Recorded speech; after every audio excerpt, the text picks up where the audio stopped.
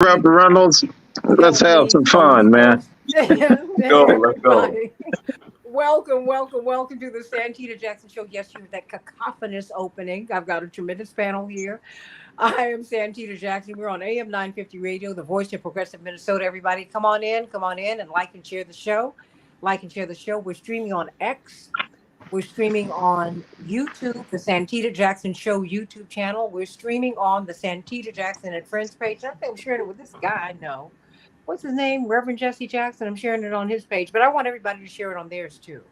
And we've got a tremendous panel who are going to talk to us about Kamala Harris and really and the Democratic Party, the Democratic process, the Republicans. Look, I've got whiplash over the past few weeks. What? It's been a month, right? Since you had the big debate between President Trump, former President Trump, and President Biden. And that debate, or should I say, President Biden's performance in the debate, set off a whole cascade of events. Immediately, the calls went up for him to leave the ticket. And the CPC and the Hispanic Caucus and the Progressive Caucus said, oh, hold it, not so fast. He got 86% of the votes. But as Dr. Jim Zogby pointed out yesterday, he said, but nobody else was running. So come on, y'all. We got a problem. And you've had Norman Solomon and Jeff Cohen, who've been calling for a couple of years for him to get out because it was very clear that he was having cognitive decline. You know, it was never about age. And, I've been saying that on this show, Daryl, since the beginning. I said, if we can just be honest about what we're dealing with, we can keep some integrity in the process. When you are not honest about it, it's hard to go back to the kids. That's what I'm talking about. You need their energy. It's hard to go back to the 101,000 people in Michigan who in 21 days got 101,000 votes on uncommitted. We need every single vote if you don't want Trump to get in. Okay. Ask Trump in Georgia. He was counting every single vote, was he not? Oops. Oh, yeah. I said that literally. He said, I want 11,000, blah, blah, blah, 1 plus 1. I said, okay.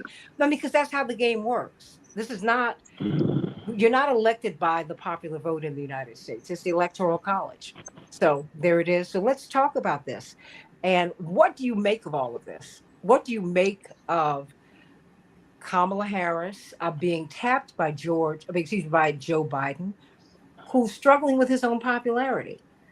But you had more than 40,000 Black women on a phone call, broke the system on Sunday night. We started getting, the phone just started blowing up. We're gonna have a Zoom call. And then I started getting calls for like an hour. I can't get on the call. I'm like, I can't either. But the call lasted several hours and it was really invigorating. But that's a group of Black. I came up on YouTube today and I saw some people who are more on the ground. And they got a lot of questions. I see you nodding vigorously in assent, Representative Ron Reynolds and Ariel Gold, because you still got some kids at the University of Chicago who were in the encampments who are having their degrees debated. They finished their 4 years or 5 years at the University of Chicago because they were marching for Palestinian rights. The University of Chicago might not give them their degrees. Hello? This is what's happening. So all that's still out here, right? The migrant crisis is still out here. People are still being denied their right to protest in Chicago with permits. That's still out here. And what's also out here is, people are feeling good. Now $50 million in a few hours was raised just because not only had we resolved what Joe Biden was going to do, you're going to have Kamala Harris, who has really surprisingly been rising in the polls. So what do you think, everybody? I want you to reach out to me on the Santita Jackson Show YouTube channel. Please meet my morning stars. Hey, Regina. Hey, Robert. Hey, D-Ray. Hey, Robert. We're all wishing Daryl Jones, Attorney Daryl Jones, a happy birthday, sending him so much love. Come on, everybody. Hello. Happy birthday. Hello. Hello. Yes. Thank you. Ooh. Thank you. It's his birthday. Thank you. Oh, you all are stingy with that love.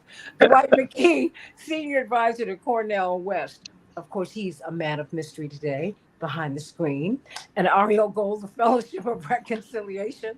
And then I speak of you, Representative Ron Reynolds. You know what, Texas State Representative Ron Reynolds, I'm going to take you off mute. You can be off mute. Tennessee State Representative G.A. Hardaway, Mr. also known as G.Q. Hardaway, and Wisconsin State Representative Lakeisha Myers. I don't know what else to say. You're a fly guy. And then I got Ariel. I mean, all y'all giving up the fashion statements today. So let's talk about yesterday.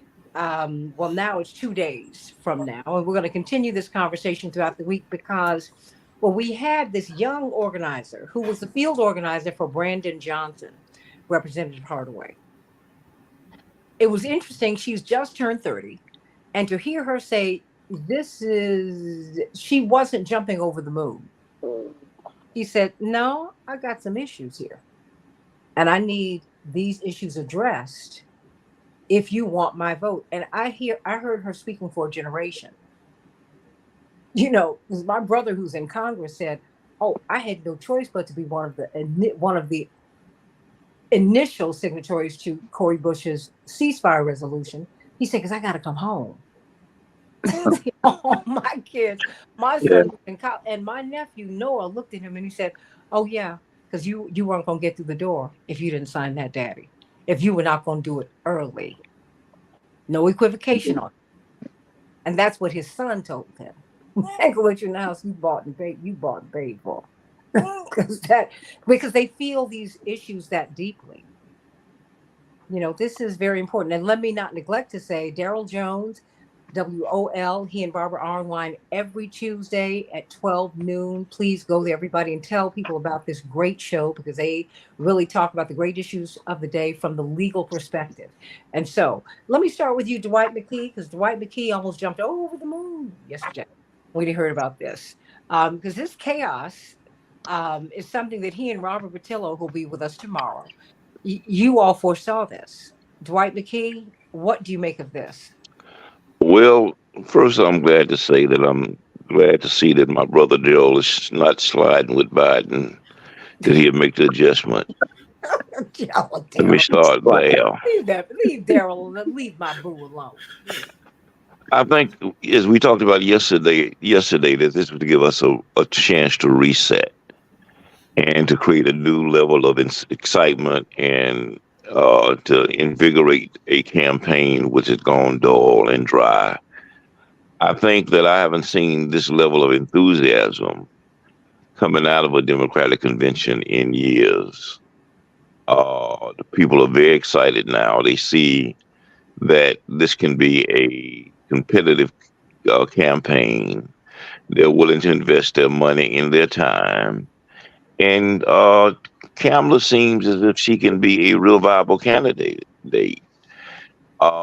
And it's going to be interesting. I think a lot is going to come down to the debate, if they do have it, between she and Trump. I think she can hold her own in the debate. In fact, I think she can dominate him in that kind of debate because he's going through some psychological, emotional, cognitive changes that will show up against somebody who is sharp, razor sharp, which I think that she will be. So I think this gives the young people, hope. I think it gives women, something to invest in. I hope, though, there's some policy adjustments. I hope she opens up some negotiations about Gaza and Israel. And I think if she does that, then it gives her access to those states that she needs to win, electoral states. And I think that if she make, some of that adjustment, I think it will become a real campaign. Ariel Gold, what do you make of this? Because, it's interesting in the last hour, and I'm beginning to see this, people have a lot of questions about her, particularly, and I don't think this is fair, because you marry who you love, everybody. They said she's married to a gentleman who's a Zionist. Oh, I have something to say about that. Please talk to me, because I'm getting a lot of those questions. First of all, I have long identified as an anti-Zionist, and I am appalled at the use of the term Zionist as a slur and as a stand-in for Jews. And I think that is when folks are saying that about her husband, I think that's what they are implying and doing. And so here's, first of all, I want to point out that there are more Christian Zionists, Christian supporters of Israel than there are Jews, period. And we have seen among Jewish populations that there is a massive shift, especially among Jewish youth in opinions on Israel. And that is taking place quickly. And the young people are bringing their family members with them. So if we actually look at Doug Emhoff's children, his daughter, who doesn't identify as Jewish, but certainly her father is, she ran a fundraiser for UNRWA. So we can assume that these conversations will be taking place at the dinner table.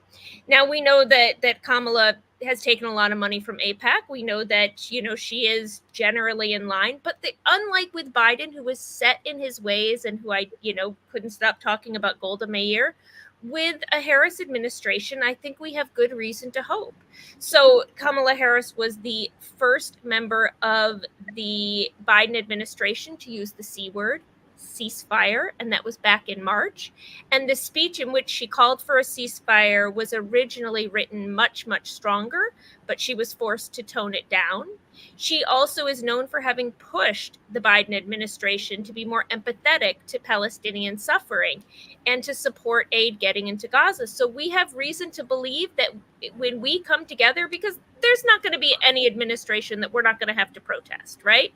Whatever administration we get, we're going to be out there protesting, pushing them to the left, pushing them to the left on this. But I think we have good reason to believe that we can make progress in that area that we couldn't make with Joe Biden. And I think that her husband being Jewish gives us actually gives us an advantage. And we have seen, unlike the Zionist Jewish Republicans, which is a small group, that Jewish Americans who have long affiliated themselves with the Democratic Party and with liberalism are movable on this issue, can be reached, and especially through the younger generation of Jewish Americans. And we see these movements, and we can expect groups like If Not Now to be in full force doing that work. Well, I mean, I'm glad you spoke to that, because I'm seeing that come up a lot. And I think that absolutely needs to be addressed. I mean, are you seeing a lot of excitement? I mean, even with this uncommitted vote, Ariel, I mean, what are you hearing from people? Because the uncommitted vote is not insignificant. No, it's not. And I'd love to see her, push further on policy that way. I'd love to see her, lean in to her call for ceasefire. I really hope that she does not join Joe Biden on tomorrow meeting with Netanyahu. I think she should position herself as at least a moderate on this issue and show that opening. And I'm, certainly hoping for that. I see already, If Not Now is doing their work. They've been, they're excited about her and ready to push. So let's hope on that, and let's do our work. Let's do our work to recognize that her hands were tied in some ways under Joe Biden, and let's do our jobs. Look, I'm hearing you. I'm just glad that you're speaking to it. And Renee said, look, she asked if he was a Zionist or more aligned with Jewish Voices for Peace, because she gets the nuances. There is no monolithic group on earth. People come at this from a whole lot of different perspectives. Black folks do too, because believe me, Clarence Thomas will fight you to the death on what he believes. He will. And he's done so much damage, not just to the Black community, but to people who want peace and freedom and liberty and justice. He's been very damaging. And Doug Emhoff is no Jared Kushner. And I can speak to my own family. We have been staunch Zionists from the early 1900s, long before it was popular, raised money for the creation of the State of Israel. And in recent years, thanks to the youth in our family, and I would say somewhat thanks to my activism as well, we have moved on the issue. We're not all the way there yet as a family, but we discuss it. We have civil discussions about it, and there are no Stand with Israel signs in front of any of my family members' houses, or immediate family, I should say. I do have some far right family members as well. But I find this hopeful, and I don't think that we should simply see such a thing as black and white. Well, I mean, don't we all have that in our families? Oh, yeah. Well, think so. That's why people get nervous during the holidays. Representative Reynolds, you don't know what. Yeah, come on, everybody. You don't know what you're walking into with your family for the holidays because you have fights. Representative Reynolds, what do you see with the wheels off? And you said the wheels were flat for those who were riding with Biden. But you saw something because you were hearing. Because one of the things that strikes me about when you come onto the show, when you're a regular here, thankfully, you're always speaking for your constituents. You're always saying, "Now, let me tell you all, I hear you, I feel you. This is what I'm hearing when I go to the barbershop, when people come up to me in the streets, or when I'm walking up and down the street, when I'm with my family. This is what I hear." So, what was your initial reaction, and where do you see this going? This and the coalescing around Kamala Harris, because it's not locked up yet, but it looks like she's well on her way. Well, good morning, everyone. First of all, I'm about to step up my Santita Jackson wardrobe when I come on the show. Anytime my distinguished colleague from my home state of Tennessee is on, I got to step up my game. Wow. Honey. Yeah. He's laid on full. He tried to put up the same, Frat. I'm just saying, bro. I just see Daryl wear some nice bow ties too. So, but he's doing California. Yeah, he's doing California today. Yeah. but let me just say this. I was so excited yesterday. Santita, it was amazing. Not long after we were on your show yesterday, when I got the first news, I was like, oh, someone's trying to prank me. Someone's trying to pull a wool over my head, man, because this ain't real. And then I realized that it was verified and the letter was real. I thought it was some AI that somebody was trying to play a prank, but it was real. And I was so freaking excited because I knew that this was going to be a pivotal turning point in our democracy. This was going to be a chance to reset and energize our young people, African Americans, Muslims, our big tent that has been really not excited about Biden. Many of them were going to sit on the sidelines. Some of them were going to vote for Trump, quite frankly. But this is a chance to level set. This is a chance to help save our democracy. So I'm fired up. And then when I kept getting Santita those text messages, people saying, I'm trying to get on this call with these women. And then I talked to some women afterwards and get text messages from people who were so inspired. And the system kept crashing because more and more women wanted to get on. And then to know that there were over 40,000 women on, black women, that black women have been the bedrock of the Democratic base. They have saved democracy. And I believe that the Divine Nine and black women and the links and the top ladies of distinction and just regular black women are going to be galvanized. And we're going to see the kind of record turnout that we saw that helped push and propel Barack Obama. So when people tell me, no, a woman can't win, those were the same people who said, yeah, we can never have a black president. Barack Obama, this is a pipe dream. He'll never be president. It always seems impossible until it's done. That's what Nelson Mandela said. So I'm fired up. I'm ready to stomp. I'm ready to knock on doors. I've already made an initial donation. Money is pouring in from across the country. I think this is President Biden did the right thing. He made a statesman move.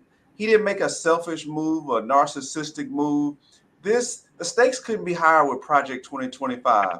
I truly believe that if the election was held and Biden was our nominee, then Trump would be the winner in November. Really, that's what I firmly believe. I believe Biden would have taken down. There would be no Speaker Jeffries, and I believe that the Senate would have went back to some Republican. It wouldn't be Mitch McConnell, but somebody else. So now I think that we have a chance to get a blue trifecta. We have a chance to pass the John Lewis Voting Rights Act and the freedom to vote. I believe that we now have a chance to codify Roe versus Wade, to raise the minimum wage to $15 an hour, to make climate change real, to finally pass the George Floyd Policing Act, to really look at HR 40 that my dear friend Congresswoman Sheila Jackson Lee championed to study reparations. So I believe that this is a new day, and it's not over yet, but I believe this gives us a great chance to win, particularly in those electoral states. Hell, Georgia's in play now. We were just talking about that when we were celebrating your birthday, Santita, that Georgia really was off the table. With Biden, I mean, Georgia was off the table. Now I believe we can go back to Georgia and compete. But wait a minute, Ron, what changed? Because her presidential campaign did not go well. Well, no, I think that was a Roe versus Wade. The Dobbs decision changed. And so now one of the biggest issues of women's reproductive rights is a central issue in this race. And you got a J.D. Vance who wants to have a national abortion ban with no exceptions for rape or incest. Now we have Project 2025. We see the blueprint of what a second President Trump term would look like. We have a Supreme Court decision that gave him a king status where he could do whatever the hell he wants to do with no impunity because of the immunity status of him as long as he's in his official act as president. So now people see what's at stake. They see in present that he's a clear and present danger of the existential threat facing this country. So let's go. Let's go, y'all. Let's go. I'm fired up. I'm ready. I am too. But, I want us to also be mindful of the fact that Project 2025 really is incremental. And it's incremental because the imperial presidency has been with us for quite some time.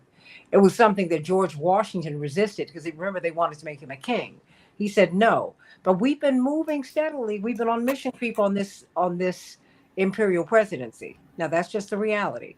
Now, the question is, it's not about Trump. It's whether we're going to stop it, whether it's Obama, who dropped more bombs than anybody. Okay, let's keep that 100. He did do that, and not with my money, but not in my name, but he sure did do it. And so we've got to stop that. And then, but they've all been doing it. The Supreme Court intervened in 2000. They stole that election. And then after all the votes were counted, we found out that Al Gore won Florida anyway. Oh my gosh. So, I think we have to be vigilant, everybody. We really have to be vigilant. Okay, swallow, drink that water, because I'm coming to you, Daryl Jones. Thanks, Santita. My brother Ron is always right on it and gets everybody all pumped up, as I think he rightfully should, because what we've seen happen over the last 24 hours or so with Vice President Harris has just been enlightening. It was the shot in the arm that the party needed. I always start out by certainly giving mad respect to President Biden and all that he accomplished in his 4 years in office. It's just a tremendous amount. Whether we're talking about the appointment of Justice Ketanji Brown Jackson, or the HBCU funding, or serving as the vice president to President Obama, or bring Vice President Harris along to be the first woman, first Black vice president in our nation, and now handing the baton off to her to become hopefully the first Black woman president of the United States of America. So, certainly mad respect for all that he has done. One of the questions that folks often ask is what will be her issues? And that's what we heard coming up from Asha Ransby Spore. What are going to be the issue? What are going to be some of the substantive things that she's going to take on?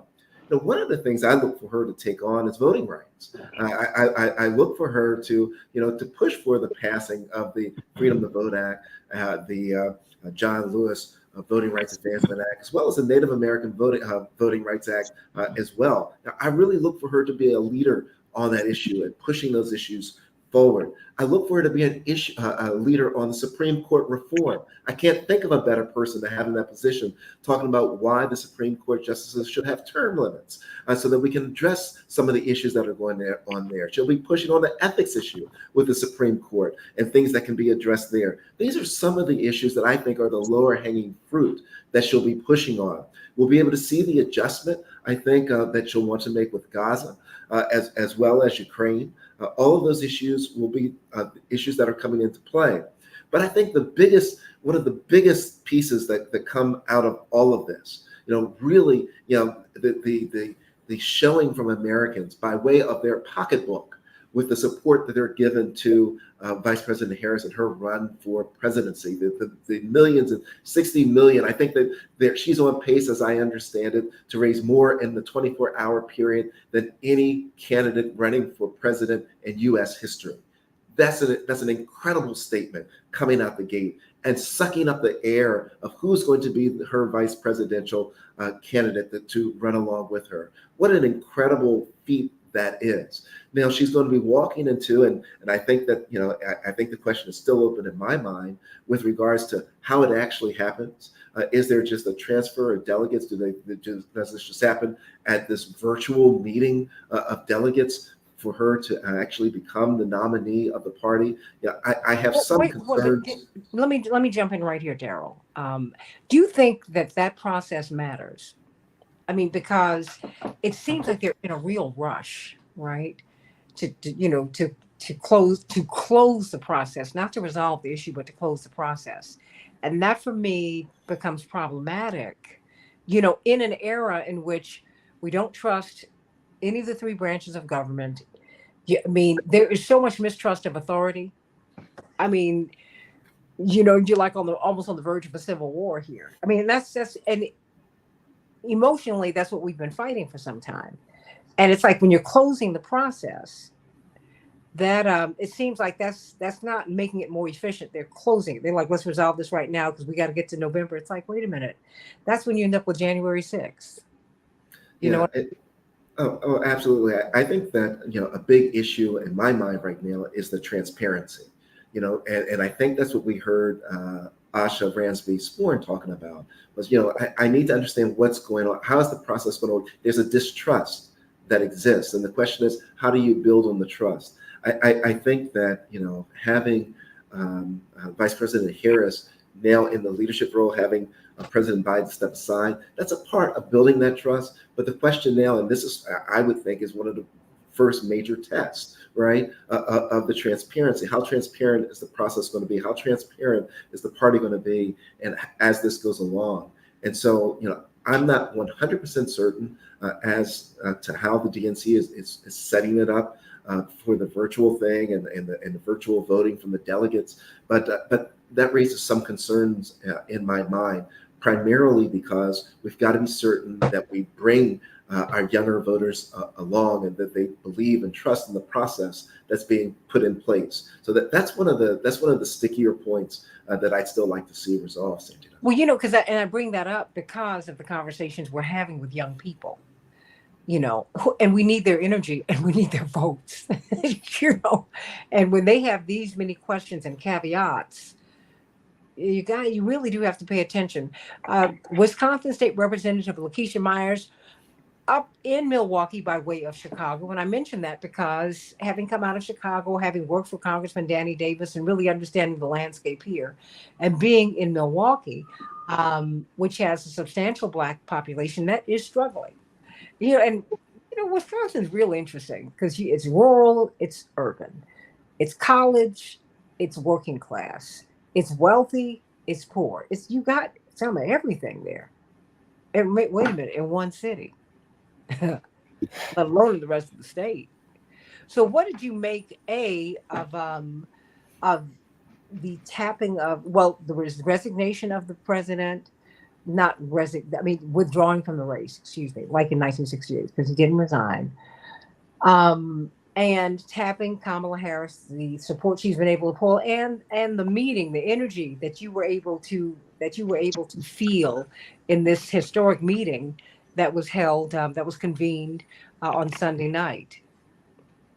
Well, I will say good morning to everyone, especially to my dapper brother GA. He always is on point. Yeah. Come on, wait a minute. Stop, everybody. Hold on. Let's give it up in the words of Don Cornelius for Brother G.A. Hardaway. Come on, everybody. That's right. Give it up for GA Hardaway. There you go. There you go. There you go. Oh, Ariel, you got to jump in. This is how she used to dress her son Man, with the bow tie. He's just not wearing shorts. Women like my mom. There's a picture of my brother Yusuf because he had to graduate to ties too, you know. But now, as you know, as a grown man, as an OG, it's fly. Oh, go on, Representative Myers. My But sister. I will say that I always give Okay, White hold Makia. on. I'm getting some feedback. Okay. All right. Okay, very good. I give Dwight McKee a hard time just because. But Dwight, on this one, you were right. Wait a minute. What? What you saying?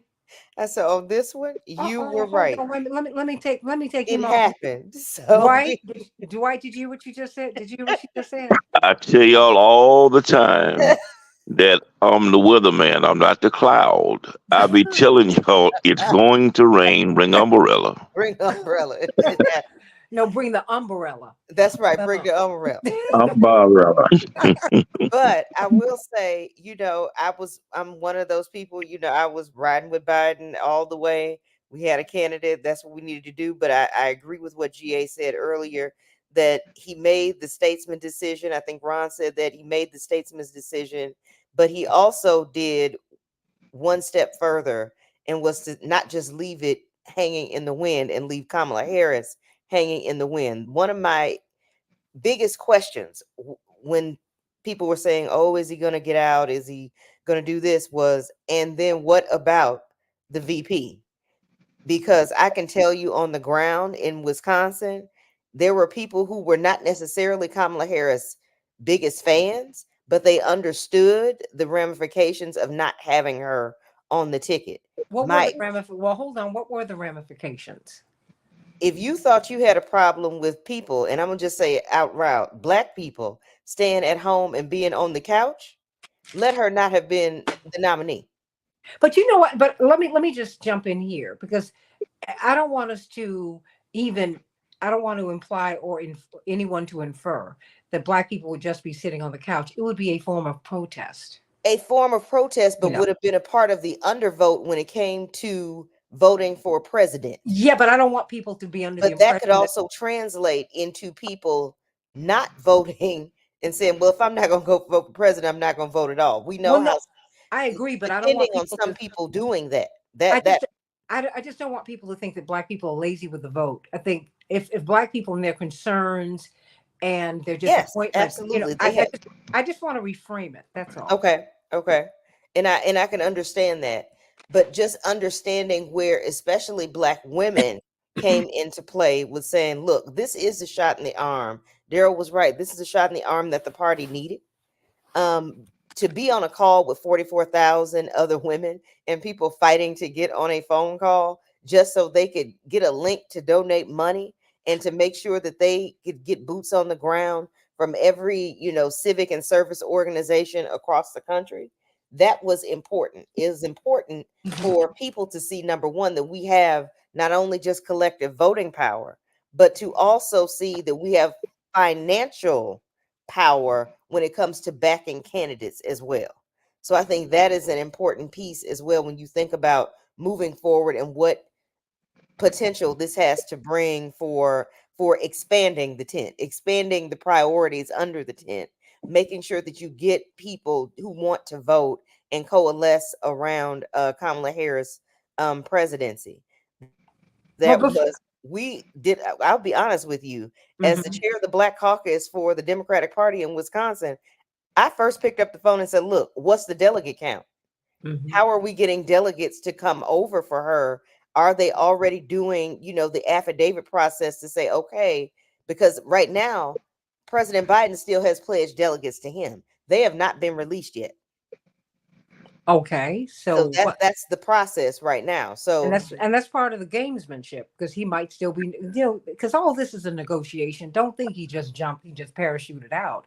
Right. negotiate your way out of the most powerful seat in the world. So there were some guarantees that Exactly. we'll never know about. I don't want to know about them. It's okay. Right. But that also comes with making sure that you have the numbers in place Hmm. to make sure that she is okay. That's why So I'm concerned about what might be what the negotiate what's in the negotiations. I mean, because all this is people seeing the sausage made, Representative Myers, and that's why putting it out there is important for us to discuss. But let me ask you this, because Chaparral and D. Ray continue to bring this issue up.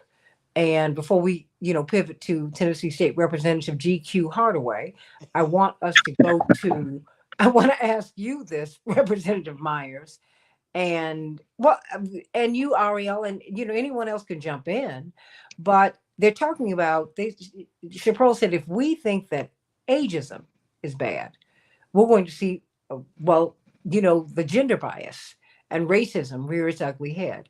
And D. Ray said, you don't feel USA will accept Black women as USA president? And Chaparral says, no.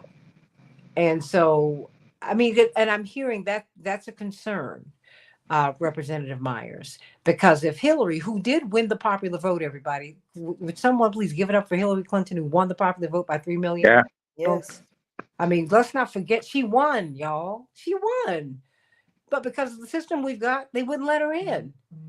But Hillary won. So we have had a woman who won the presidency before. We have had that. We have. So, don't give her that. She earned it. She did. But what do you think that sexism and racism will play a role in this campaign, Representative Myers? Yes, they will, but I think they are on Front Street now. When you look at what Project 2025 has done Mm-hmm. to reinvigorate people and understand what diversity, equity, and inclusion means, what taking that away would actually look like for all of us that are on this call right now, especially for those of us that are legislators in the states that we're legislators in. We understand full well when you see Mhm. what the assault has already started to be. And I think we make that known to folks in the real world Mm-hmm. every day, how it can be felt. And I think that that's something else that will get people to the polls because they understand how important it is. Mm-hmm. So, nothing happens if you don't try. The Oh, point look, is you have to I'm register to feeling. vote. You have to actually get out there and tell people the story, and you have to actually go out there and participate. So saying that it's going to racism is never going to leave America, in my opinion. But we have to make strides and continue working every generation to do a little bit better. This is one step forward to a little bit better, Well, and I think it can actually happen.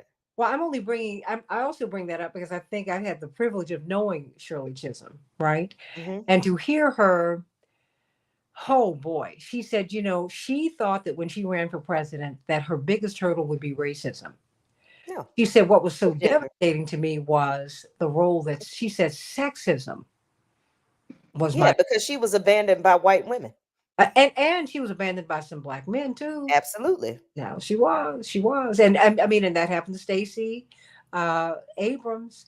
Even though Stacey, there were some things in her campaign she concedes she could have done better. Her outreach to Black men.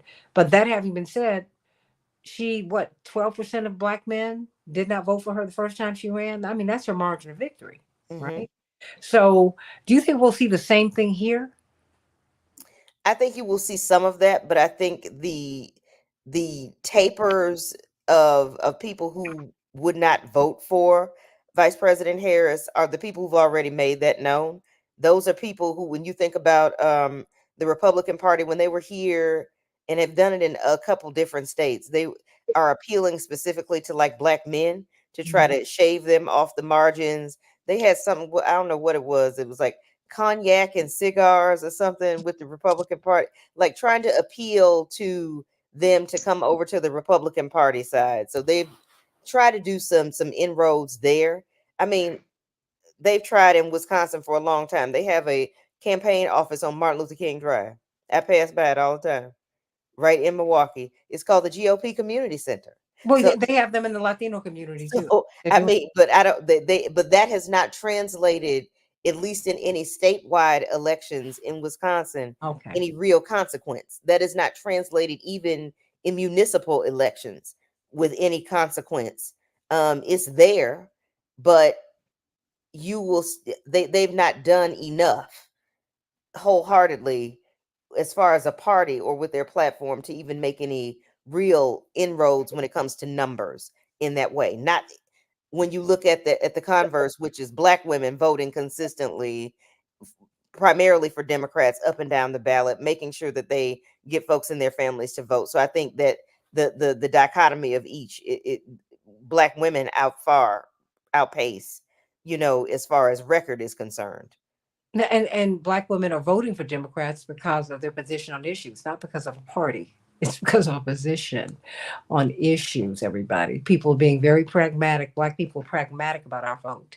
And, I just think it's important for us to continue to drive that point home because, people are unwilling to give us the credit, but they're willing to give us the blame. And Yes. that's problematic for me. Oh, Black women, they're going to say, no, you don't give me credit, but you give me blame. And I'm tired of that. Because, that enough of that. GQ, Tennessee State Representative GQ. I'm sorry, it's GA. I'm sorry. I'll answer to either for you, Santita. No, you have made, thank you for giving me those 2 T's, because you have made every man on this call, even Dwight even just blacked himself out. He just said, forget it. Except for Mr. Miami Vice down here, Daryl Jones. But, I'm I not don't think managing with Daryl the nor polo Ron shirt on, have a problem. Representative Reynolds. I love it. Boom.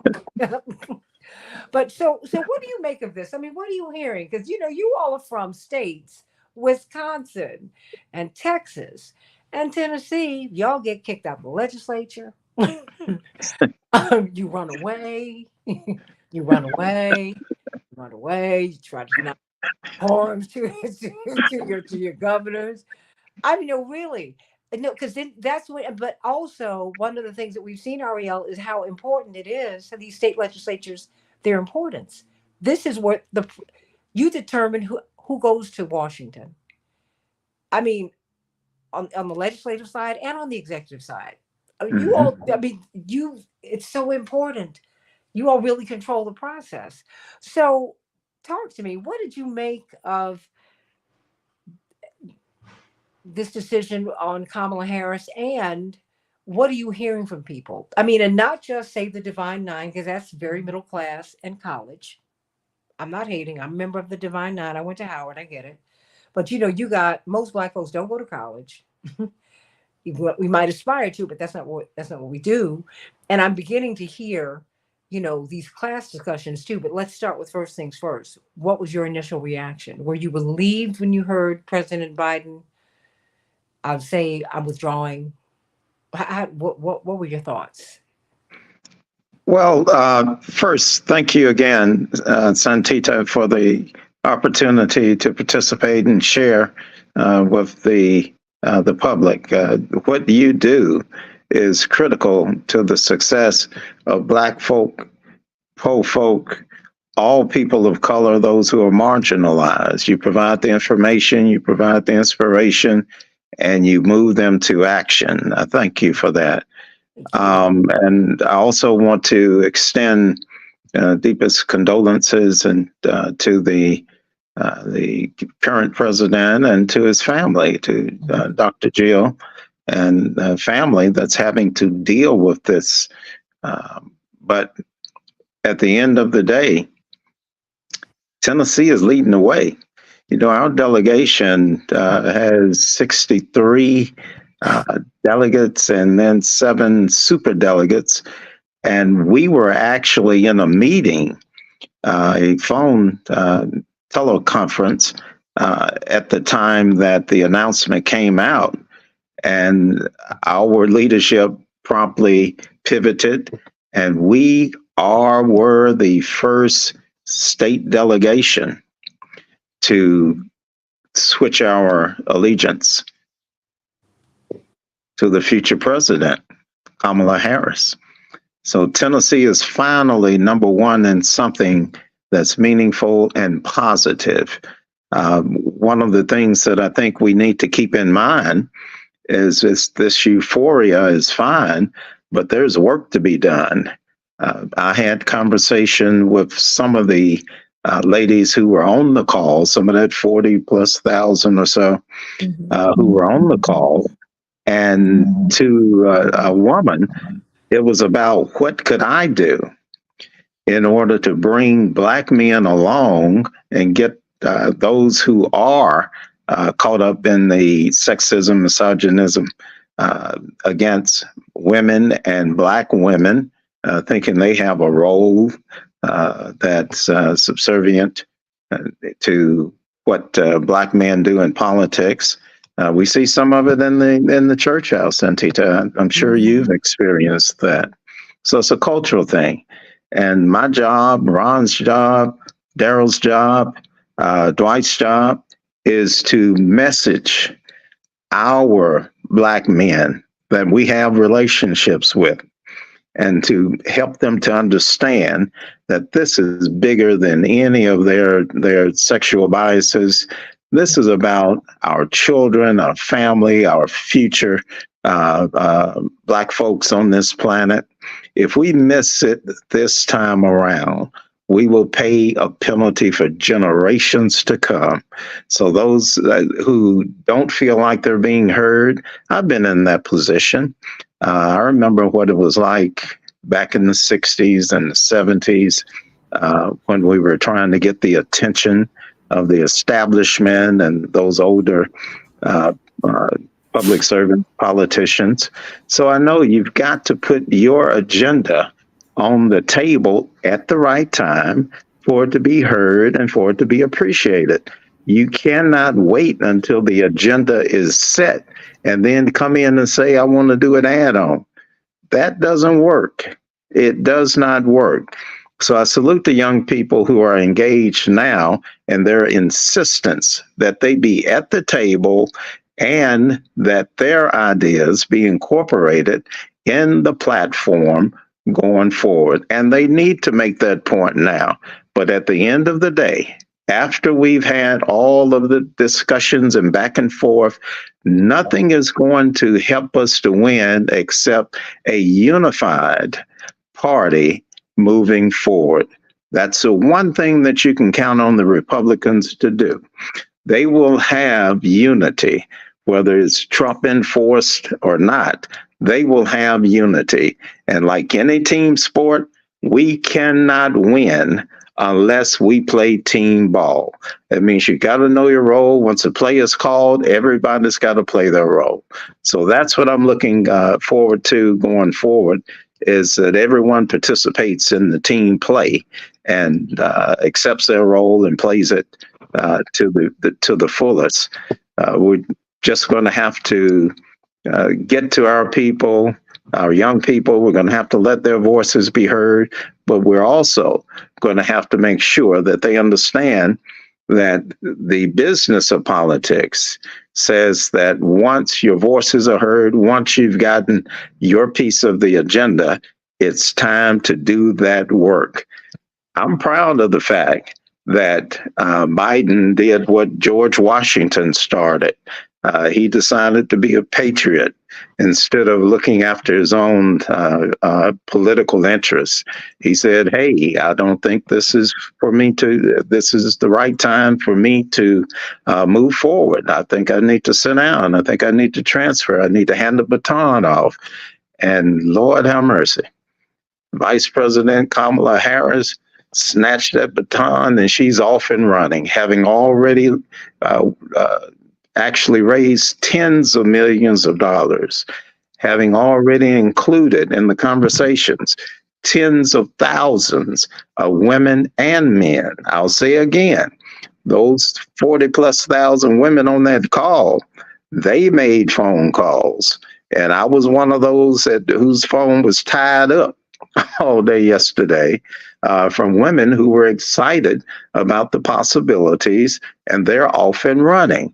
So it's not just the Panhellenic Council. It is for some of the other social groups, whether it's the 100 Black Women or the Links or the the other various women's advocacy and service groups. So this is a team sport. Spectators are fine, but we got to have folks that get off the bench and get in the game, or we won't win. Well, you know, Ariel Gold, Fellowship of Reconciliation, we do need reconciliation around these issues that people, that, you know, for many people, not just young people, but Gaza has been a line in the sand for a lot of people. The migrant crisis is a line in the sand for a lot of people. Inflation is a line in the sand for a lot of people. Can you make it appeal? Absolutely. Let's be smart, right? I say to all of our country and our voters, let's be smart. We know what a Trump presidency means, and we know that it is worse on all of those issues. And I think we have good reason to hope with a Harris administration. Look, I'm just happy as well to have somebody running who can put a full sentence together and have cognitive abilities. And, you know, I think she's somebody that we can reach. We have work to do. But you know, but you said We something. have work to do. But if we spend our time just saying, you know, no, and not good enough, Mhm. and I'm not getting behind her, then we're putting the nails in our own coffin. But you said We have work something. to do to advocate. But Ariel, you talked about having to look, whoever we get in, we got to fight. Yep. I mean, explain that, because, you know, Representative Reynolds, Representative Hardaway, Darrell Jones, Dwight McKee, Representative Myers. You know, my mother and father have been together 63 years. And my mother said, I would never have married someone I couldn't fight. That's right. She said, it doesn't work. She said, so you always get in relationships. She said, whether they're personal or political, with someone you can take on. She said, if you can't take someone on, you're in the wrong house.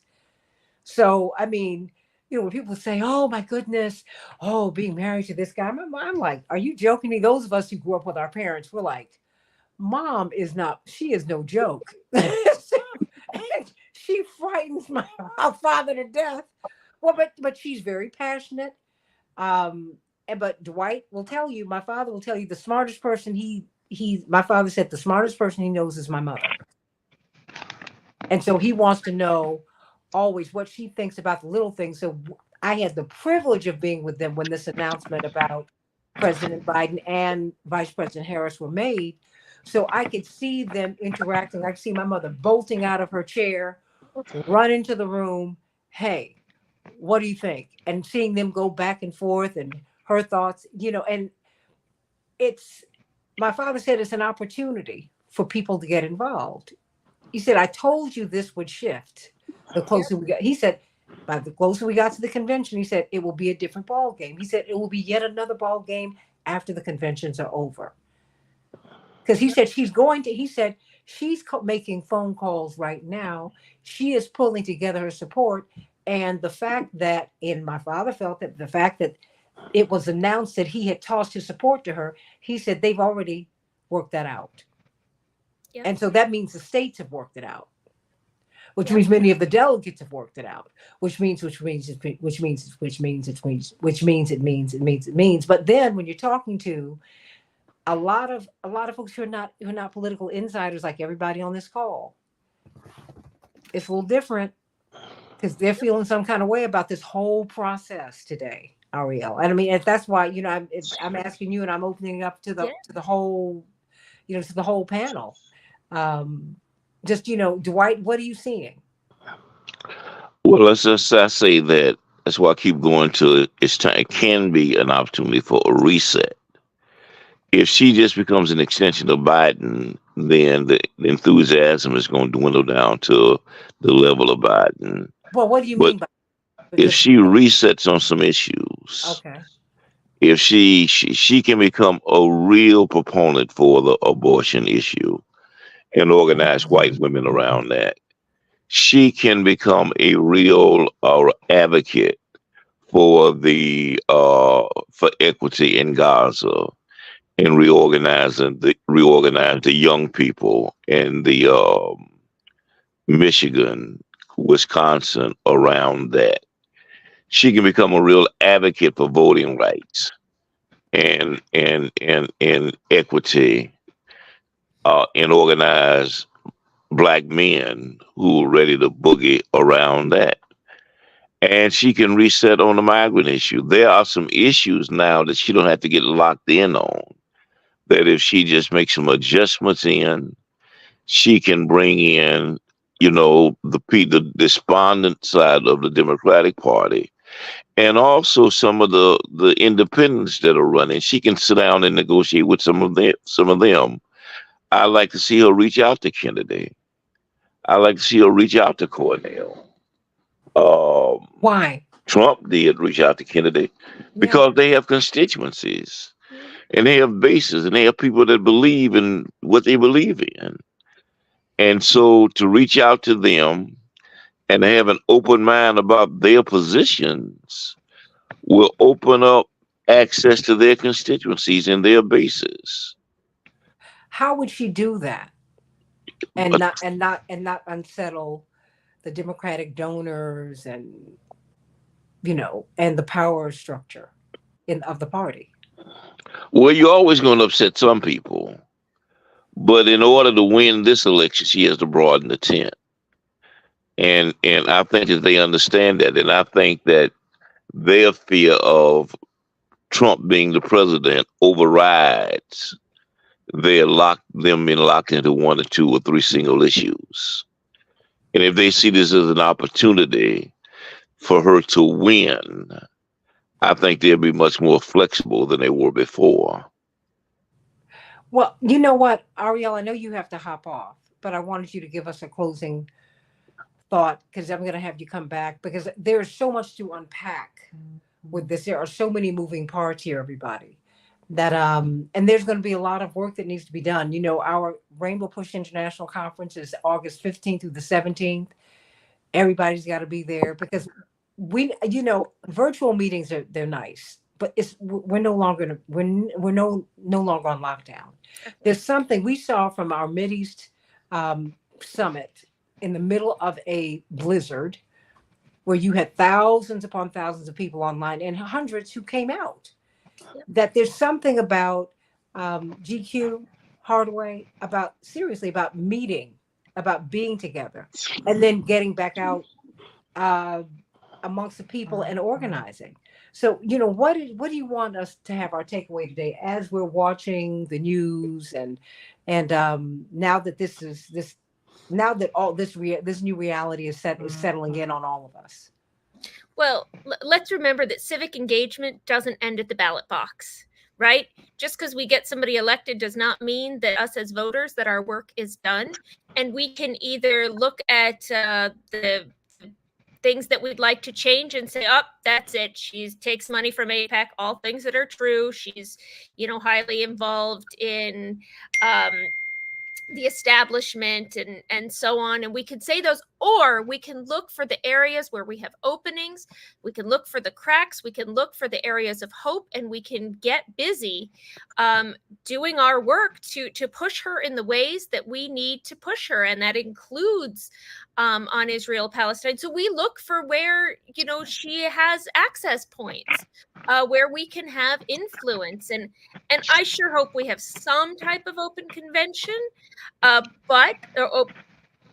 But I'm also aware that who's going to who has actual viability is going to throw in their hat against her. Come on, Newsom, he quickly endorsed her. He wouldn't have a chance against her. And so that's the area that I see there. But I do hope that we get a feeling. I certainly hope it isn't a virtual vote. I hope that we get a feeling of as much engagement as well, wait a minute. Why not energize the voters? But Ariel, why not a virtual vote? Why is that something that would? Because just like you said, to have us be there in person is part of the democratic process. To have engagement and to get to be involved there in person. No, we couldn't do that during COVID. That was reality, but that is past us now. And that's what civic engagement is. That's what that's why door knocking is so helpful. Yes, phone calls are great, but seeing people face to face, knocking on those doors and being there at the convention and letting the American public have a say, have involvement in this process, can energize not just our voters to turn out for a Harris ticket, but can energize our democracy at large. Ariel Gold, Executive Director of the Fellowship of Reconciliation, sending you much love, my dear sister. Friend, can't wait to have you back. But Representative Myers, you brought up something in the chat about delegate counts and the re-affidavit process. Now, see, mind you, this is how the sausage is made. I don't like to know that there's a snout in it, but that's real. Pig's tails go in it too, along with the feet and everything. Yes, come on.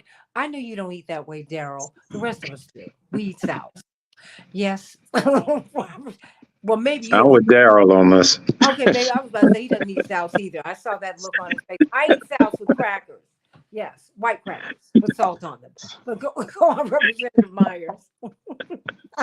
No, I was just saying that understanding again is two separate kind of conversations going on. Like you said, how the sausage is made, and when you are a member of a party and you understand the party rules and you have been a delegate before, you know how this goes. So with this process, I think people who are on the outside of it and don't know need to be fully aware that delegates have to be pledged to a candidate, at least in modern times they have been. Let me say that in modern times they usually are pledged to candidates well before the convention. So with this particular instance, there were calls across the country with people who were pledged delegates to President Biden. Like I said, those delegates had not been released, but they are being, some of them, the ones in Wisconsin for sure, they were on calls yesterday and people were saying, well, how many of you, are going to pledge for, Vice President Harris? My understanding is that most of those people who are delegates have already decided to pledge for Vice President Harris. So there would not be that many unpledged delegates or people who were stragglers, if you will. Well, hold on, because I want everybody, including myself, to understand what this means. If you're a pledged delegate, what are your obligations? If you're pledged to someone, to a candidate, are you able to move to another candidate, or do you have to be released before you can do that? You're supposed to be released before you can do that.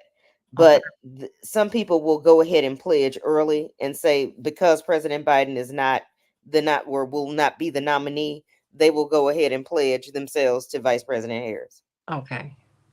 And that's been the case from at least most of the Black delegates, for sure, that I'm aware of in Wisconsin. Most of the delegates, regardless of race, as what I'm being told from my state. So do you see her locking this up before the convention? Do you see something virtual happening, or will this be taken to the floor of the convention? I see the numbers being there before the convention. They may go ahead and do a public roll call vote, on the floor, which I think most people want to see, versus doing it virtually. But yes. Well, Representative Reynolds, what do you want to see? And what are you hearing from that rambunctious state of yours called Texas? I just don't know what, or Tennessee, don't you get smug. These states are all, no, really, because you see, but this is when you see how exciting our government can be. And if you engage Americans, we can make a lot of progress. And that's what gives me a lot of hope about our country, because I see, whether I agree or disagree with people politically or not, I see them engaged. And if we're engaged respectfully, we can talk with one another. We can work something out. So, but you got to unmute yourself. I know Daryl wants you to mute yourself. I know. Listen, so first of all, I'm a proud delegate, and I was a Biden pledge before, but I was ready to cause some good trouble in the spirit of John Lewis and make some ruckus. Now I'm glad I don't have to. I'm chair of the Texas Legislative Black Caucus, and we are fired up and eager to pledge our support for Kamala Harris. Many of my colleagues, of my female colleagues, were on that call yesterday, and they're all ready to go. So I don't believe it's going to be much of a challenge. I believe that it is going to be quickly, the baton will be handed to Kamala Harris to lead the way. The real question becomes who's going to be her running mate. I don't think there's much challenge to her being the nominee. You've already seen, of course, President Biden come out the gate with his endorsement. Then you saw a litany of people, including Hillary Clinton and some of the people who were contenders, say that hey, I'm not running. Red Whitmer, Gavin Newsom. So really, this is almost solidified. Of course, it's not done until it's done. It's not over till it's over. But I do feel very confident that Texas is going for Kamala Harris. Well, now, GQ Hardaway, representative, Bob Smith has said, can I say the quiet part out loud? Is America ready for another Black president in such a short period of time, given its history of the last 250 years of an all-white man club? Well, I would say to Mr. Smith, and thank you for the comment, sir, America needs to get ready. America has never been ready for change. It's always had to be forced by those who needed the change in order to pursue the promise, the dream. It ain't going to be given to us. So we're going to have to make it work. And I'll remind my colleagues that Tennessee voted unanimously to invoke the conscience clause in order to put our votes at the DNC convention behind Vice President Kamala Harris, who is a future president of the United States of America. It's going to be necessary for us to do that work. We can have all the good feel phone calls and Zooms and speeches, but at the end of the day, as some of you noted, we've got to do the retail politics. We've got to look folks in the eyes. We've got to touch them. We have to listen to them. We have to explain our motivations. We have to explain the process. It's transparency that ensures that you have an opportunity for trust. It's not guaranteed, but transparency allows that trust.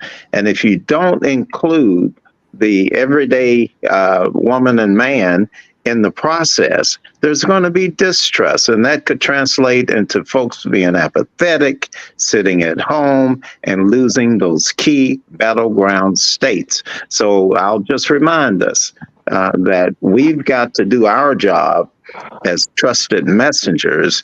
We as state representatives and community leaders, we're proven vote getters. We know that somebody, the majority of the folks who voted for us, do trust us, and we've got to communicate with them the same as we have done in the past, running our own elections.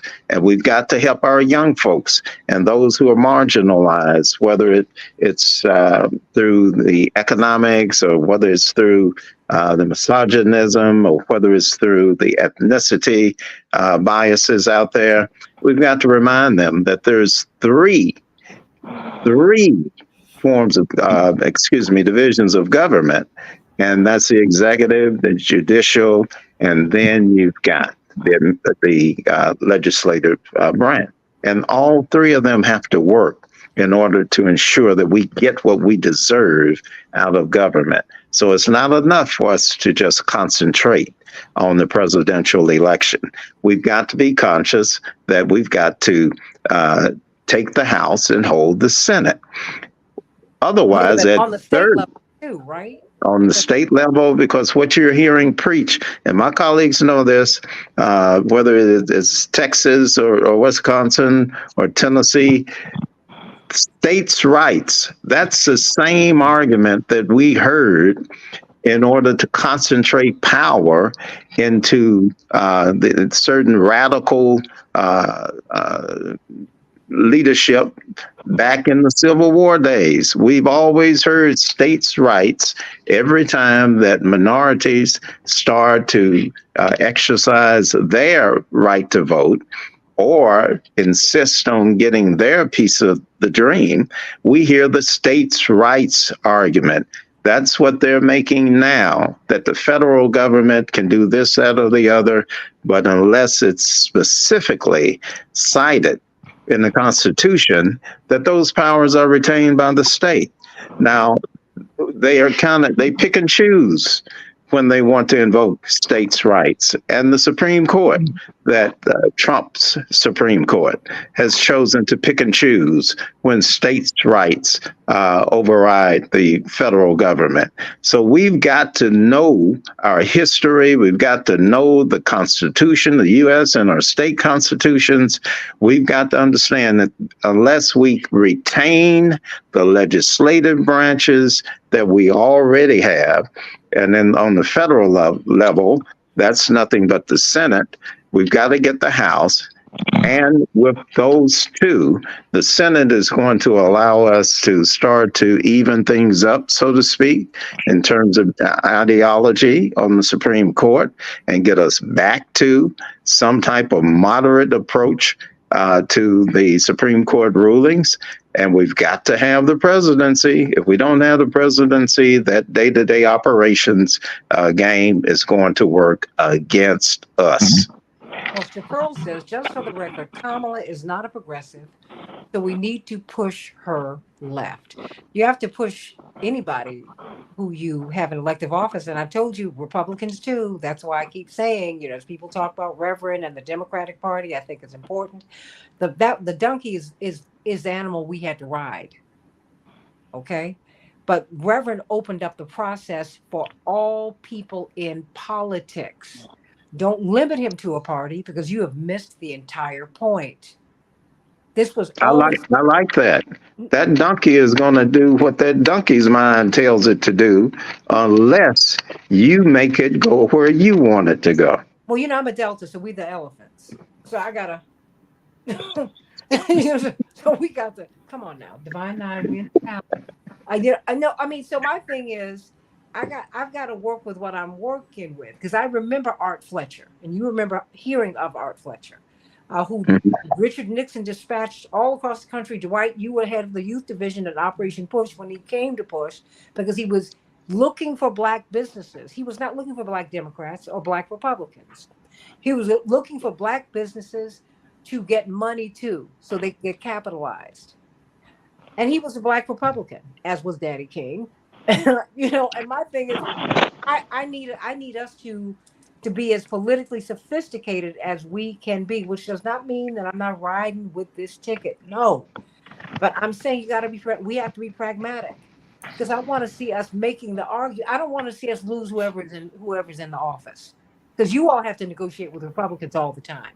You know that, and whether some of them are reasonable, some of them are unreasonable, and some of the Democrats skew too far to the right.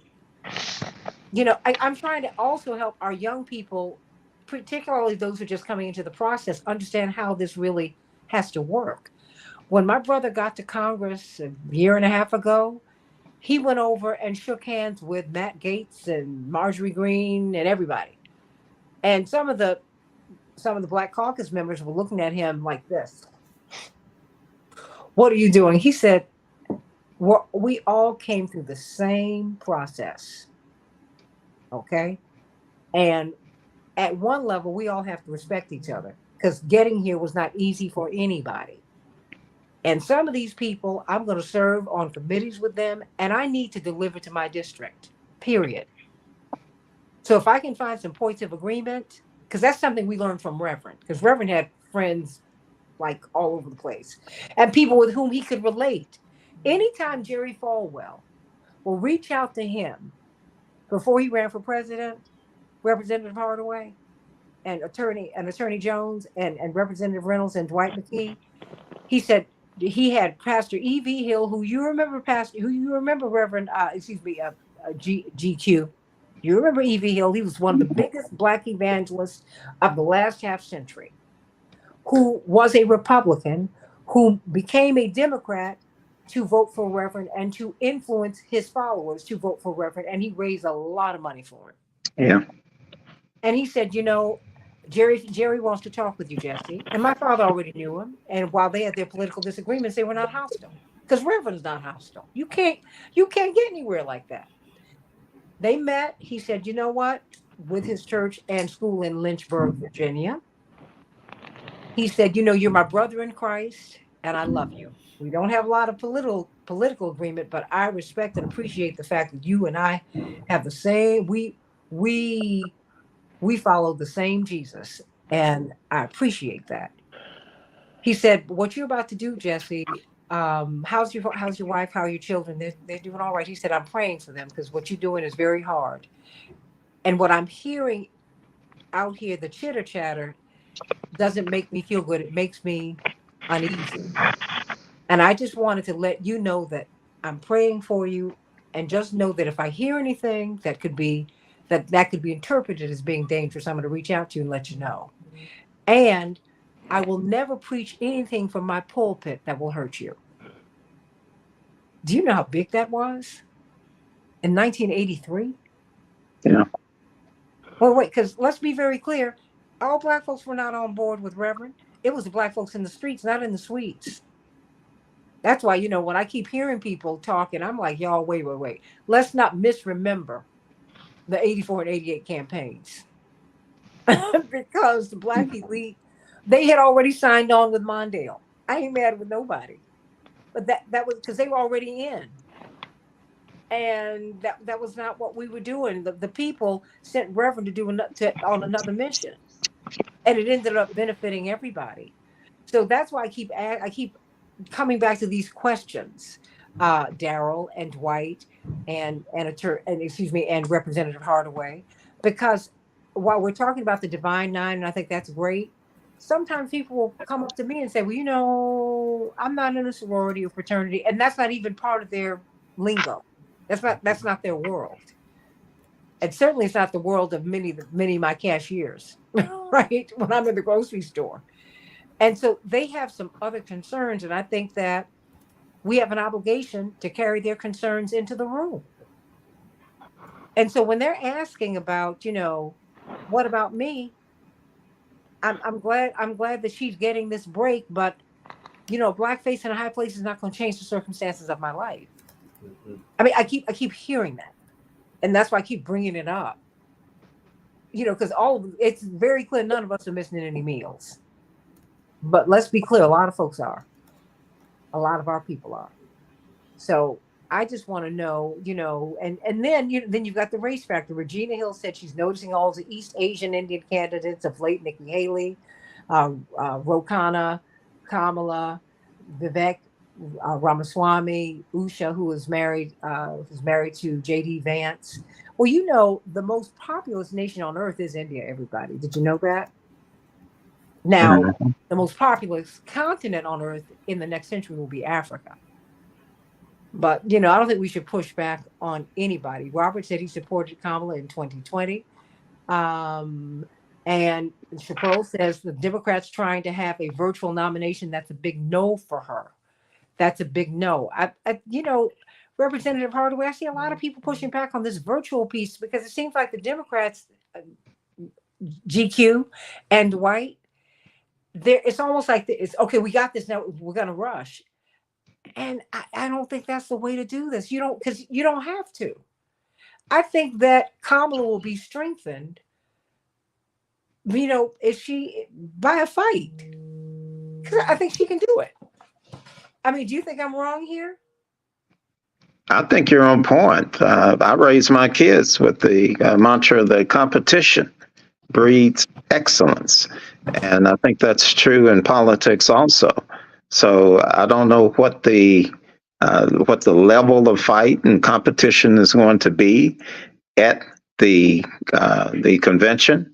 But by the way, I'll take this opportunity to repeat again that Tennessee unanimously has led the way. In fact, it was within the hour of the announcement to throw our full delegation support behind Kamala Harris. Why did you do?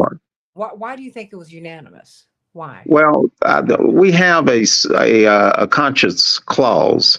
The discussions did not begin yesterday. These discussions have been going on ever since. The visible signs, even before the actual debate. We had members who were concerned about Biden and his physical health. I don't think that it was a matter of being as concerned about his mental acuity as some folks are, but about his physical health. And some were concerned about his mental state. Mhm. But the bottom line is we didn't just up and start discussing this. We didn't just up and begin to look at what the options may or may not be if something happens. And you've heard me state before that when I'm riding with Biden, it's because I expect that it's going to take me somewhere where he's going to get out the driver's seat and Kamala is going to drive that car. It's a new day. It's a new era. It's a new way for Democrats with riding with Kamala. But that would not have happened if it wasn't for Joe Biden. So we need to give him his due. Give him his due in terms of his commitment to bringing her along. Of course, that was necessary to bring some of us along. But some of the policies that she's going to champion are going to be a little different from the way that he prioritizes. And some of the policies are going to be different altogether. And we need to have input on that. Challenge my young folks again that you need to engage. You need to engage now so that you are not an add-on to the agenda. I challenge them to message, to learn to message from your elders. I'm an elder now. I remember when I became one, shocked the heck out of me because it just sneaked up on me. So get with your elders who you trust and learn how to communicate. Those communication skills are what you'll have to rely on to get on the program, to get on the agenda. You do not want to be an add-on. Mhm. I mean, Dwight, are we asking the right questions? Do you think we're looking at the issues correctly? Is Dwight there? Ooh. Oh, Dwight? Oh, he's muting himself. Well, let me ask you. No, I'm not muted myself. Somebody else muted me. Oh, okay. I'm saying no, we're not asking the right questions. It's not going to matter if they're not these policy adjustments. Is that the nomination is going to be won on the inside of the convention, but the election is going to be won on the outside of the convention. There are going to be thousands of people on the outside protesting this convention. Thousands. Do you think they're still going to protest? Yes, ma'am. Absolutely, because the issues are tantamount to them. They are not bought in to Kamala. They'll buy into these policy adjustments. The people who are against genocide really don't have an issue whether or not it's Biden or Kamala that's promoting genocide. They're not going to support either one of them if that's their positions. And so unless they're open-minded about making or having a reset on many of these issues, or the important issues, then Kamala is not going to win. Nobody on the Democratic side is going to win because the election is going to be decided by 4 or 5 states where the margins in those states are the Muslims and Hispanics and the young blacks, young black men and older black men. And unless they address those issues, it's a done deal. It's a closed deal. What say Well, you? may I respond to that? Yeah. And I'll quote my dad: "That work ain't gonna do itself." Those of us who know what needs to be done and how to do it have to develop the relationships, if we don't have them, with those ethnic groups, with those genders, with those age groups. Excuse me, God bless you. God bless you. and help them understand. Oh, hold on. Okay. You want to get some water? Yeah. Okay. But but Dwight, why don't you respond to what you are you okay? You okay, Doc? No, I Mm. want to get your water now because 'cause Dwight, you and Dwight can go. I'm just here. I didn't mean to do all that to you. Look, Dwight, we've got to have these kind of conversations in order to create the transparency. That agenda has got to reflect as much for the young folks as it does our seniors. Whether if the young folks have their priorities, seniors have theirs, women have theirs, black men have theirs. Everything has got to be reflected in the agenda when that platform comes out of the convention. That's what everyone is going to be looking at, outside of the few that still be looking at personalities. They'll be looking to see what's on paper. What are we going to do after we have a president, Kamala Harris? What is on the paper? And that's why I insist that our young folks need to make sure they don't just protest. You got to get in the room and you've got to get your ideas, your concerns on paper. Dwight? Yeah, I'm hoping that the convention is open minded enough to do that, because traditionally in the last 3 or 4 conventions, they blocked everybody with a contrary opinion out. And so I'm hoping that they understand now that it is a new day, and that different ideas are not contrary ideas, and that part of the reason I think we in this Illuminati is because we locked, closed the process, and so many people feel like they were uninvolved, particularly some of the stalwarts in the party. And so I think that is a real opportunity if we change directions and open ourselves up for new discussions, and to bring new wine into new wineskins. Well, I mean, do you think that now do you think Trump is still leading, or do you think that this announcement is do you think that now that there's a real competition? Dwight? That's a meal for. Yeah, Oh, okay. that's for both of Yeah, you. Dwight, go on, kick it off. yeah. No, I think that he may have a modest lead. I think they're really closer than he and Biden were. Uh, and I think she has a lot of momentum. Mhm. But like one of the guys said today, is like your daddy said. You said he said is that there's a month between now and the convention. That's going to be a different proposition. And then there is, 4, 5, 6 months after the end of the election. That's a different proposition. And so she wants to be able to expand the base. And once she expanded, maintain it, not at the expense of the existing base. But I think that this thing is so close that it's going to be really 1 or 2 states that decide it all, and maybe 20 or 30,000 voters in those states that ultimately becomes the margin of difference. Well, who do you think would be a good running mate? Does she need a white man from the South?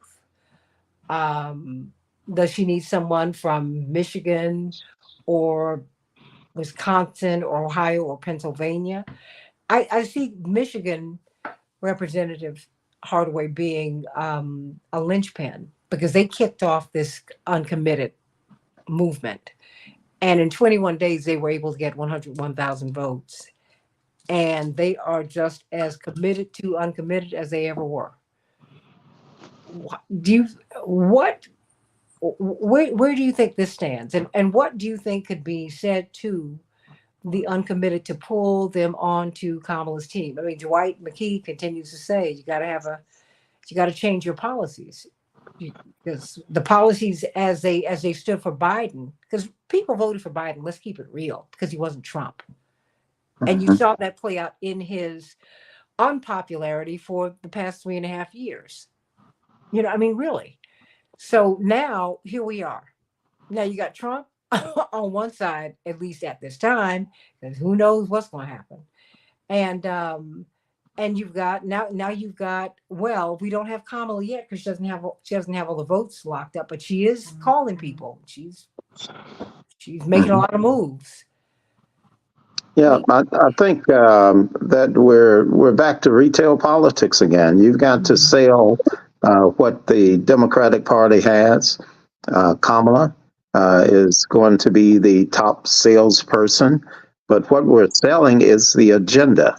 Unless we customize the agenda to accommodate the concerns and priorities of our big umbrella parties, then we're going to lose some of them. Some of them are going to be apathetic. Some of them are not going to vote at all. And then others may choose to be one-issue voters and defect or go to the other camp, the Trump camp. So we're back to communications. We got to make sure that the candidates who do challenge, if that's the case, Kamala Harris, that they do so in a way that's going to help to create transparency, not confusion, but transparency.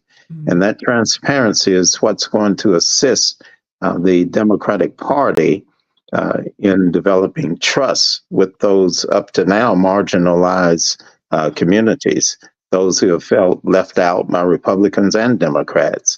We've got to give them the transparency to see how this sausage is made, and to even be able to throw a little seasoning into the mix so that it appeals to them, in spite of the fact that it's political sausage.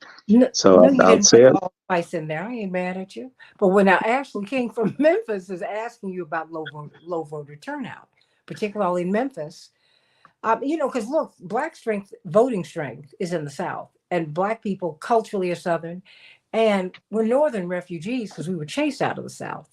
But now Blacks are moving back to the South. What can drive turnout? Will it be Barack and Michelle Obama? Will it be the Clintons? Will it be the Black preachers? I mean, will it be the entertainers? Will it be all of the above? Who do you think will be the driver here? It's going to be all of the above. Some touch pieces of the person that others don't. There's no one silver bullet that you can use to attack that problem of apathy. That's one problem that we're still working on in Tennessee. Is we're the worst voting state in the union. Why? So I think that it's a combination of things. We're still trying to sort it out. Some of it is because of the information flow. Some of it is frustration in living in a red state. The issue there is some of the Republicans have the same turnout problem that we do. And that apathy could be because they consider everything to be a lock, that there's no competition in those districts because of extreme gerrymandering during the redistricting. The competition is in the primaries. After that, it's pretty much a done deal.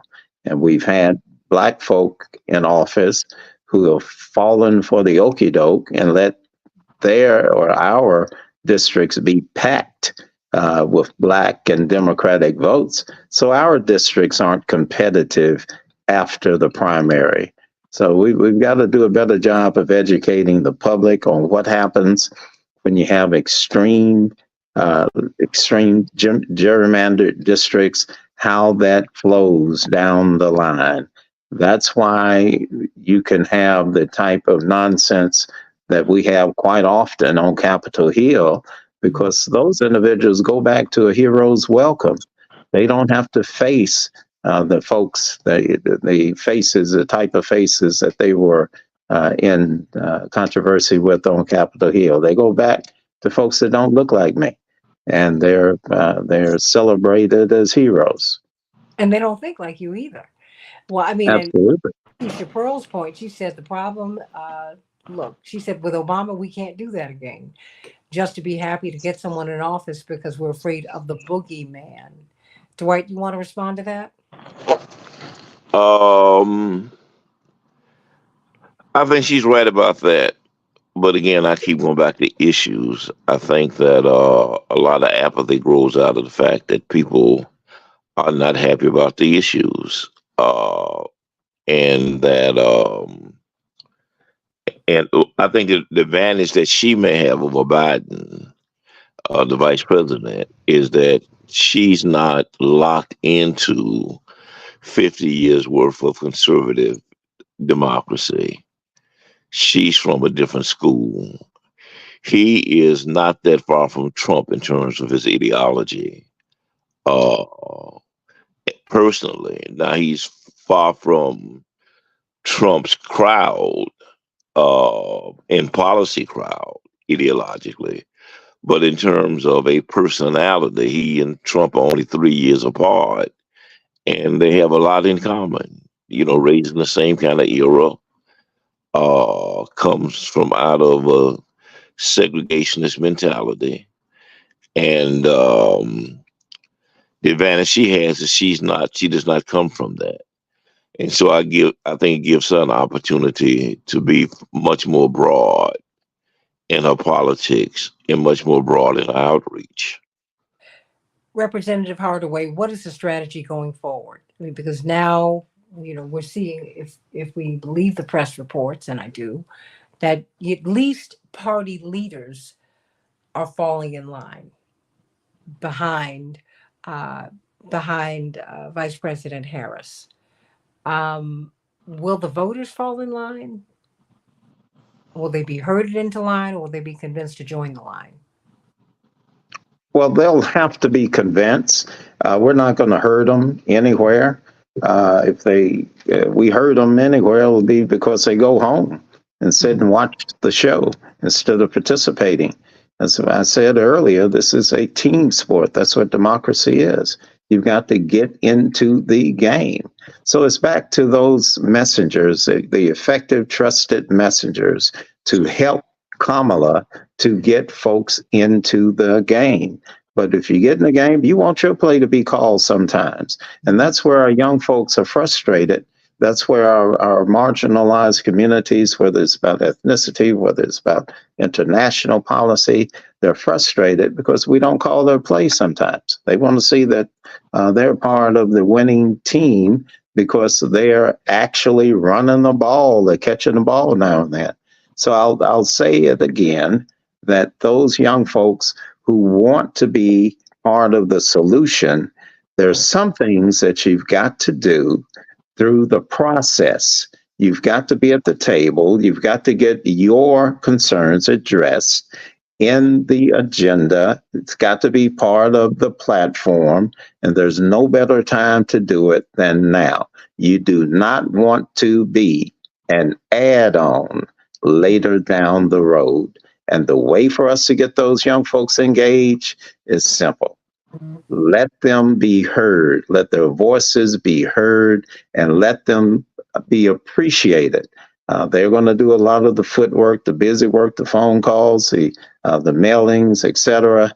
We've got to show our appreciation by letting their ideas come to the table and be acted upon, be included in the platform. So whether it's on the state level or whether it's on the federal level, we've got to address their priorities with the same zeal and zest that we address old folks and rich folk and those in the different camps, the same way we address the traditional partners in the Democratic Party. As we begin to wrap this up, if you could tell me what top 2, 3 issues, Representative Hardaway, as you see them, are in your state, nationally. Well, I mean, what are the issues? What are people talking about? I mean, because you see things as a legislator, but you're also representing people, right? So the conversation in the streets and in the suites, if you will, can be different.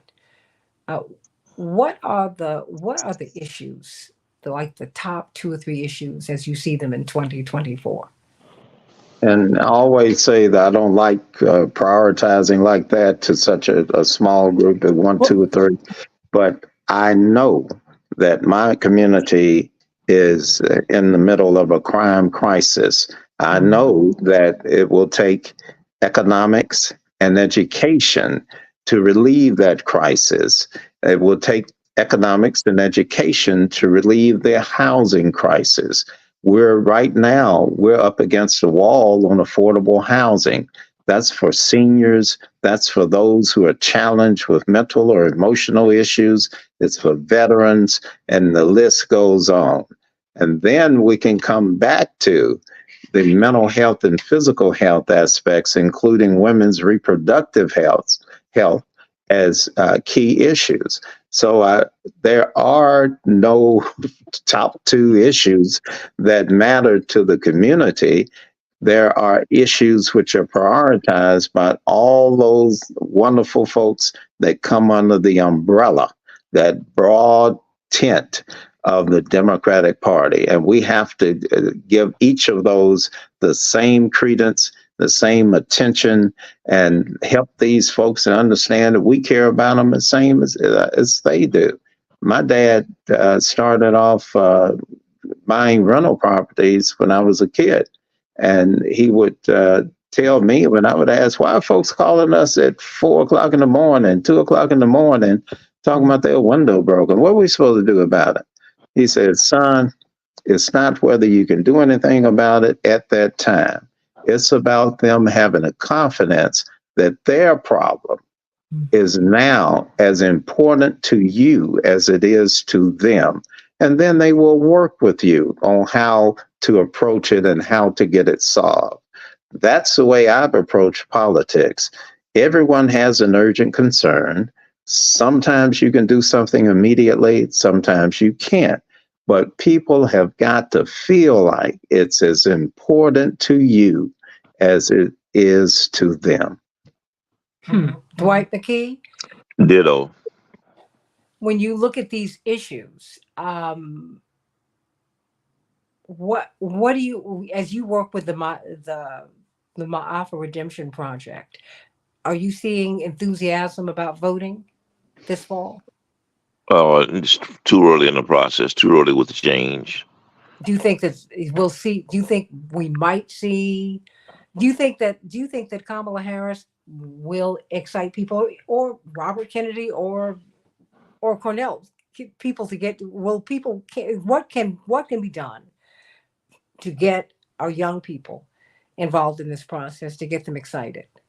That's a difficult question. I think that the young people that are involved in the process are already excited. What they are not excited about, or what they are excited about, is the fact they're not being heard. I think the young people who are involved are already involved. I think it's right where Brother Hardaway is that they are frustrated because they're not being heard, and that's what unexcites them. Mm. Well, you know what? Before we go, I want to get a final thought from you, Tennessee State Representative G.A. Hardaway. I thank you for this, because I think there's going to be a lot that we're going to have to unpack, because we're in this phase, but then we got to get to the convention. That's going to be a whole different ball of wax when we see the demonstrators, the protesters in the streets, because I'm with Dwight. I think they will be here. They will be out in these streets. And heaven only knows how long they're going to be here with this CrowdStrike global collapse. I mean, hey, but Yeah. people, they're coming to Chicago. They're coming. So what is the thought that you want to leave us with as we're watching the news? What do you think we should be looking out for? And as voters, what should we be demanding at this time? I think it's simple. You should be demanding access to the polls. You should be gathering your information. I often caution that we cannot be a one issue voter as a people. We cannot do one resource or one source research.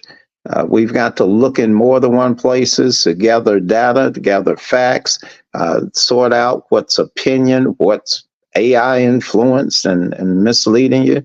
You got to be an informed voter. And you have to make sure that you do participate. If you don't go to the polls, then the January the 6th issues where we had the insurrection, that's going to happen again.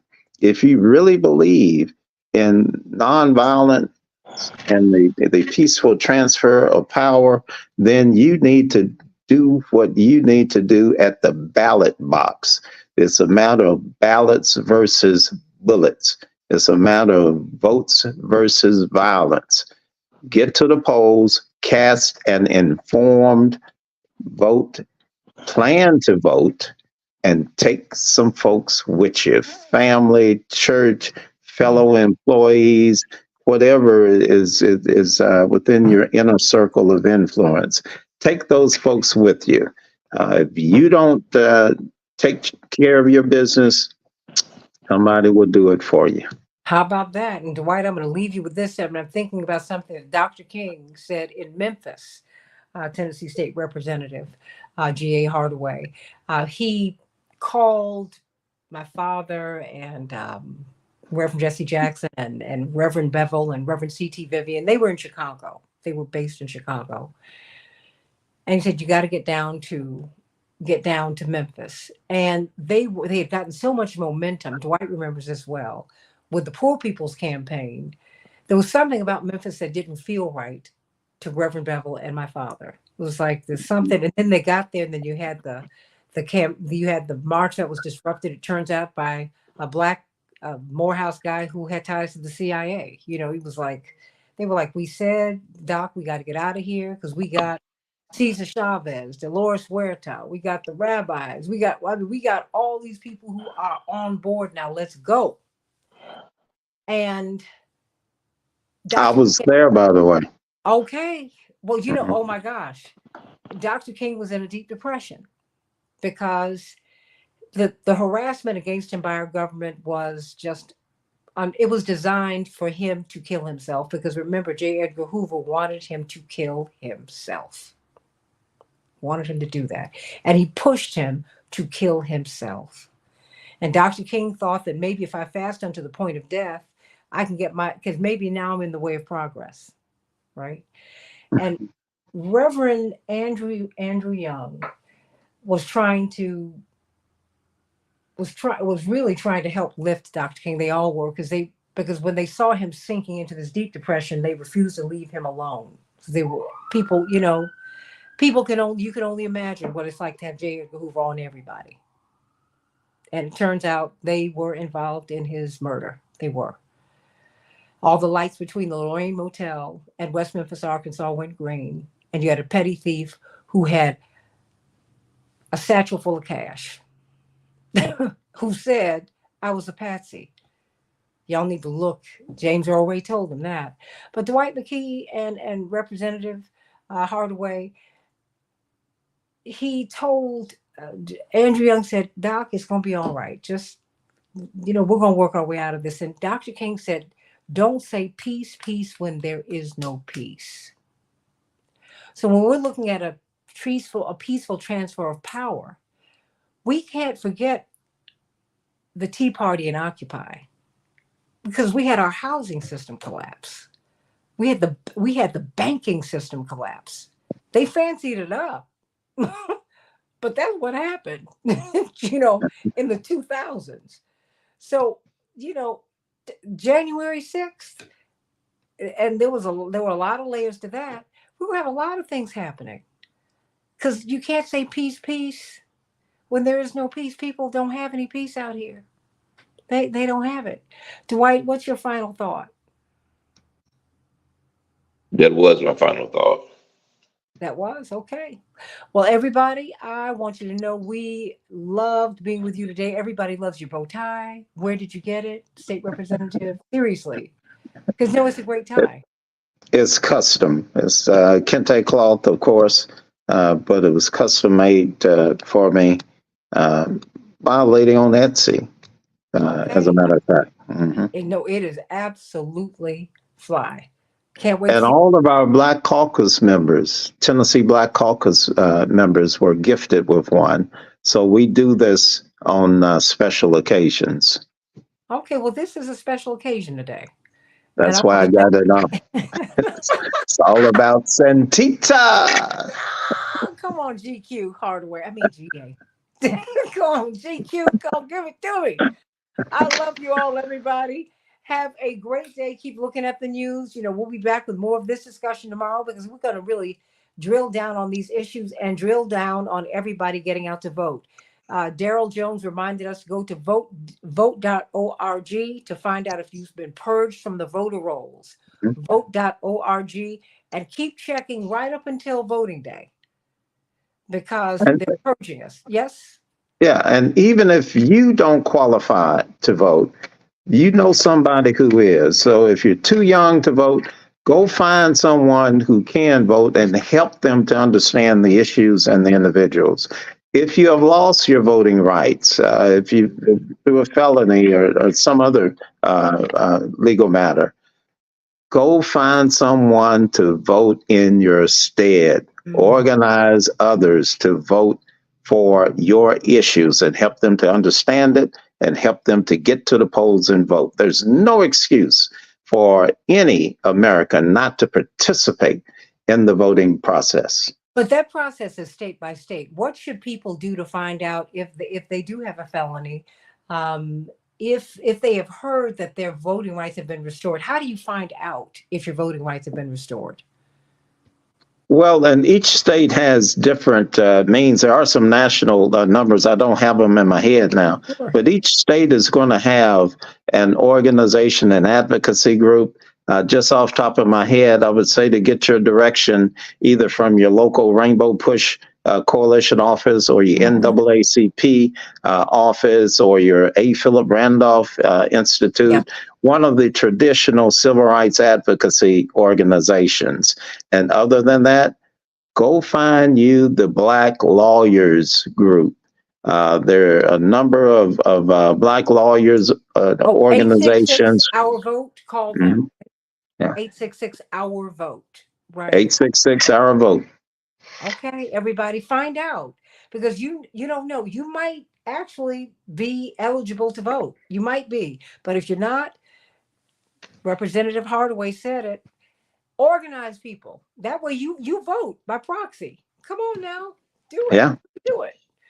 I love you, GQ Hardaway. Boom, Dwight McKee. I love you. I love you, Morning Stars. Mwah. Have a great one, everybody. God bless. See you tomorrow. Thank you, everyone. Be blessed. Thank Bye. you.